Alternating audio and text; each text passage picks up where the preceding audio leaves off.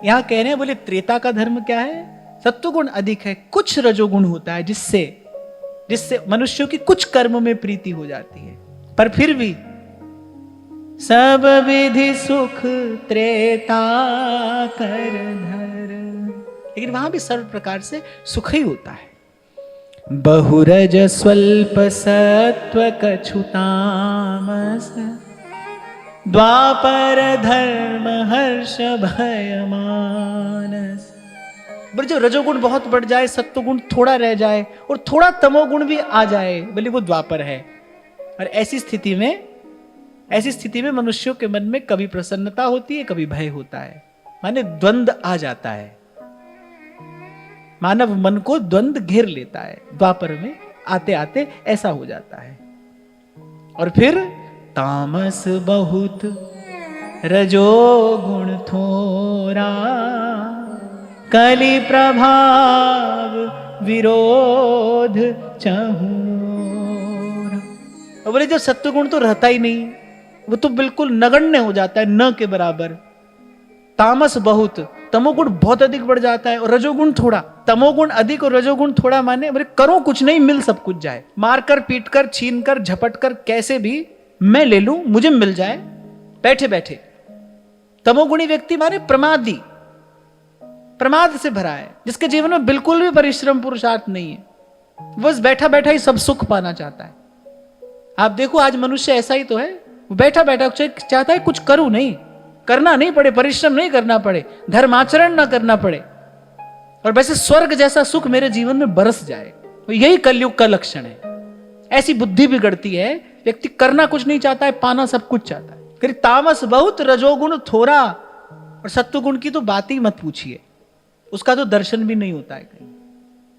इसलिए भाई आज के समय में आप देखें ना कि किसी के जीवन में नहीं है धन का लोभ, उसके जीवन में थोड़ा सदाचार है, उसके जीवन में थोड़ी आचरण की पवित्रता है, तो भाई वो महात्मा ही है।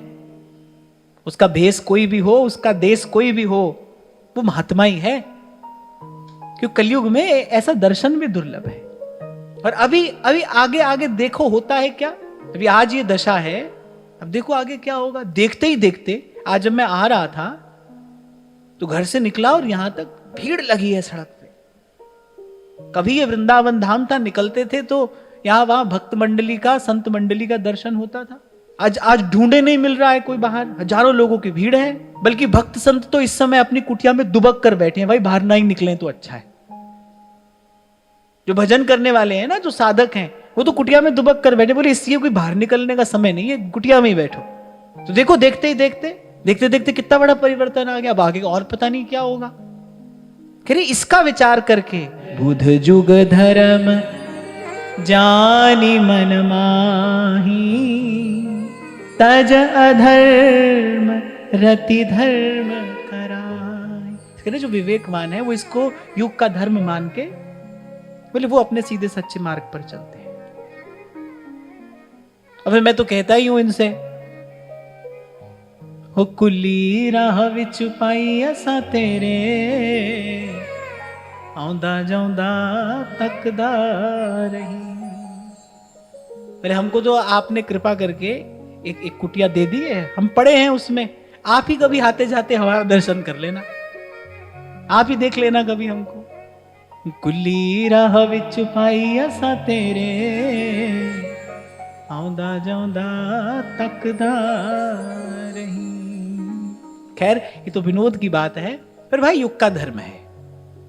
बड़ी बात है कि श्वास श्वास में नाम सिमर। कहीं भी रहो, कैसे भी रहो, कोई भी व्यवस्था हो, पर हमको एक ही बात पर अपनी दृष्टि रखनी है, हमको एक ही बात पर अपनी चित्त की वृत्ति को एकाग्र करना है। श्वास श्वास सिमरै गोविंद। कोई भी सांस खाली नहीं जाए, कोई भी श्वास व्यर्थ ना जाए। हरदम हीरा लाल है और गिन गिन गुरु को सौंप।